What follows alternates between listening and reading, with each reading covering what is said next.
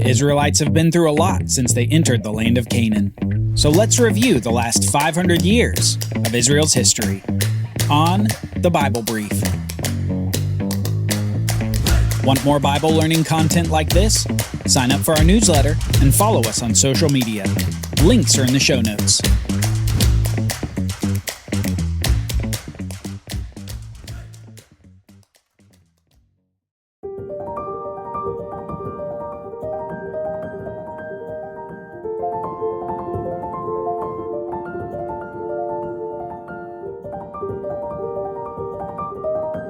Long-suffering.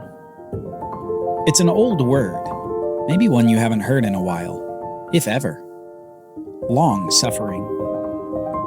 It sounds like it might mean suffering for a long time, but that's not really the meaning. It's a term that describes God's long patience toward people. He's long-suffering toward people who constantly rebel against him. He has lots of patience, and he's always waiting for people to turn back to him. Were God not long-suffering, Israel would have been totally decimated by God countless times throughout its history. After all, the nation has seemed to rebel even more than it's remained faithful to God. In fact, since they came out of Egypt in about 1500 BC, they have only ever had decades here or there of something even resembling faithfulness. And those decades quickly fade to memory as the people continually turn to false idols, foreign women, or fake worship. God's justice would demand their immediate destruction, were it not for his quality of being long-suffering. In many ways, as we read of the seemingly countless individuals and people in the Bible, we're reading a story less about these people and more about God. We're seeing all the awful and intimate sins of people, and we're seeing God's response. More often than not, his response is to be long-suffering. Rather than immediate judgment, he delays it or tempers it in such a way as to allow for a turn. God doesn't want to destroy his people. He wants to turn them back to him. The long-suffering God will wait, even if it means delaying deserved judgment. Joshua had led the people into the promised land, and through his godly leadership, the people had defeated many of the cities of the land of Canaan.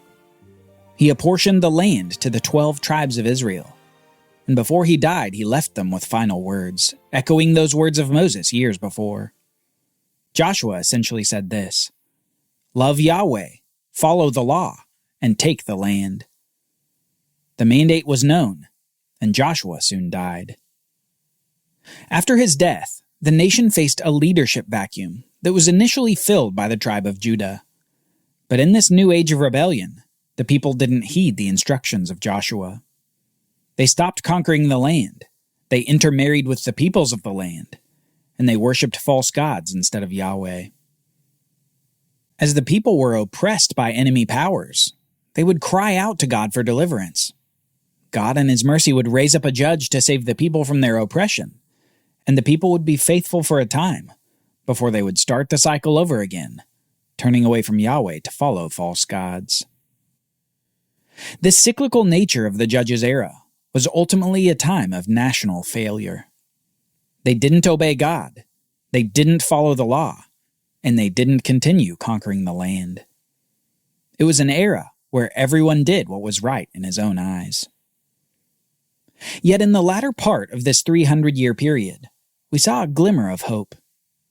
Ruth and Boaz had a child named Obed, who would have a child named Jesse, who would in turn have a child named David. From the little town of Bethlehem, a dynasty would rise. However, from another town, another king would rise first. Gibeah was shown to be perhaps the worst city in all of Israel. It was in Gibeah where the men of the city had their way with a woman traveling through, and then left her for dead on the doorstep of the man she was traveling with. It was Gibeah, in the tribal territory of Benjamin, that caused a major battle between the other tribes in Benjamin, leaving the tribe decimated. A tribe that ended up with less than 1,000 men to perpetuate the name of their forefather. The period of the judges comes to a close with the prophet Samuel, a man who grew up in the tabernacle before leading the nation as a judge, a man who'd grown up under the tutelage of the priest Eli, whose family would eventually be removed from the priesthood due to the sins of Eli and his sons. Samuel led the nation in a Godward direction for much of his life. But as the people of Israel see the unimpressive sons of Samuel, they do something that God foretold over 300 years prior. They ask for a king to be like other nations, a king to lead them in battle. Samuel, for his part, warns the people on behalf of Yahweh. He warns them of taxation, conscription, and the seizure of their land by the king. But the people won't listen. They want a visible king instead of God's invisible presence in his judges. And so God gives them a king, just the sort of king that the people want. Samuel soon finds the man who's out looking for his lost donkeys. He's a man from Gibeah in Benjamin's territory, and he's a tall, strong man like the people want. He will be the one to lead them in battle against their foes. And he does just that. After Saul is anointed king, he leads the people to save the city of Jabesh-Gilead from the Ammonites, and the people rejoice in their new king. Perhaps, they thought, finally they had a leader they could follow. Saul, however, begins to stray as he finds Israel at war with the powerful forces in Canaan, the Philistines and the Amalekites. When fighting the Philistines, he makes an unauthorized sacrifice, and when fighting the Amalekites, he disobeys God by not bringing the enemy to complete destruction. Saul's heart proves to be disobedient, and God rejects him as king over Israel. The prophet Samuel says to Saul, "The Lord would have established your kingdom over Israel forever, but now your kingdom shall not continue. The Lord has sought out a man after his own heart, and the Lord has commanded him to be prince over his people, because you have not kept what the Lord commanded you." Further, Samuel says this, "Has the Lord as great delight in burnt offerings and sacrifices as in obeying the voice of the Lord? Behold, to obey is better than sacrifice, and to listen than the fat of rams. For rebellion is as the sin of divination, and presumption is as iniquity and idolatry. Because you have rejected the word of the Lord, he has also rejected you from being king." Saul's kingship and dynasty will come to an end in favor of a man after God's heart. David then rises in Israel. Anointed by Samuel as a young shepherd boy in Bethlehem, David comes to defeat the 9-foot Philistine named Goliath, and his fame increases in the nation. The people sing songs like this: "Saul has struck down his thousands, and David his 10,000s. Saul immediately becomes jealous of the young man, and soon begins several attempts at trying to kill David. It gets so bad that Saul's son Jonathan, David's best friend, tells David to flee from Saul. As a result, David spends the next several years in various places in and around Israel as he lives as a fugitive from Saul. After a time, however, the Philistines again rise up against Saul and Israel, and a great battle occurs at Gilboa. A battle that leaves Israel defeated, Jonathan dead, and Saul dead. After 40 years, Saul's kingship comes to an end, and David now has space to rise. David first becomes king over Judah for 7 years, before becoming king over all 12 tribes after victory in a war against one of Saul's sons for supremacy. David's reign over Israel is marked by amazing success. He becomes a great example of one who faithfully follows the words of Moses and Joshua. Love Yahweh, follow the law, and take the land. David wins territory never previously held by Israel, and victories pile up as David depends upon Yahweh to fight for the nation. As a king from the tribe of Judah, surely people wondered if he was the promised one who would rule forever. David's love for God is such that he even wants to build a house for him, a house for the Ark of the Covenant, a place for God to dwell. In response to this, God makes great promises to David in the Davidic covenant, a covenant involving a dynasty of David's line, a throne for his descendants to rule from, and an everlasting king who will finally rule forever over Israel. A dynasty, a throne, and an everlasting king. Yet even with these amazing promises from God, David falls in a dramatic way. David covets the wife of another man, commits adultery with her, and murders the man. He violates at least 3 of the 10 commandments, and God once again shows his long-suffering nature.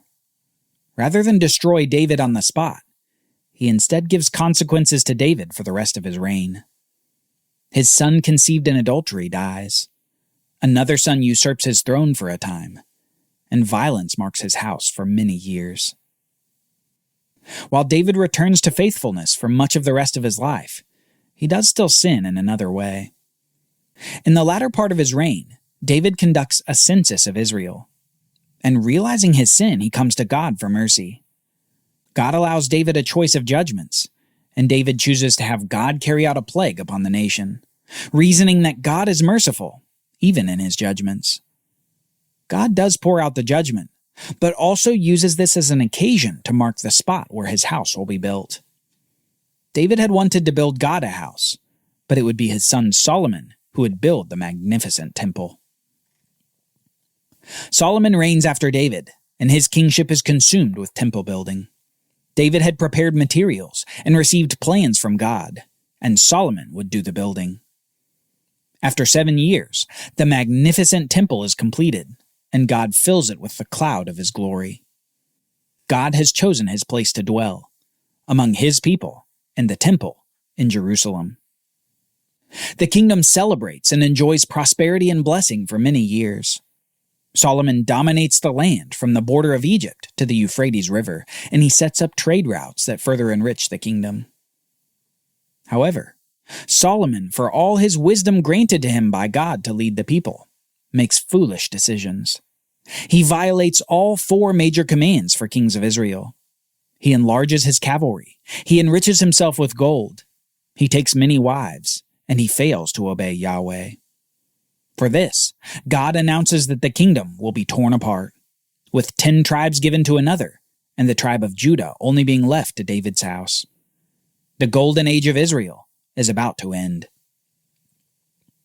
For the remainder of Solomon's days, there's relative peace in the kingdom.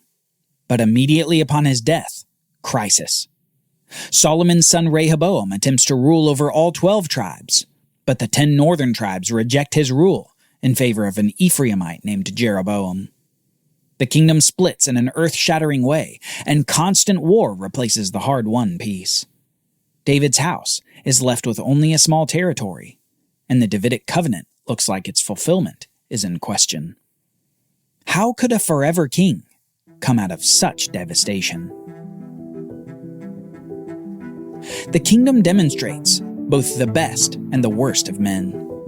It shows the ugliness of rejecting God in King Saul, the blessing of honoring God in King David, and the tragedy of apathy in King Solomon. But perhaps the king demonstrates the same thing that the Judges era did with all its straying. The same God who raised up judges for Israel is the very same God who gave Israel their greatest kings. And this God, Yahweh, is long-suffering, not for 10 years, 20 years, or 200 years, but for millennia. Patient so that his imperfect people will turn toward him in faith. Yahweh, Yahweh, a God merciful and gracious, slow to anger, and abounding in steadfast love and faithfulness, keeping steadfast love for thousands, forgiving iniquity and transgression and sin.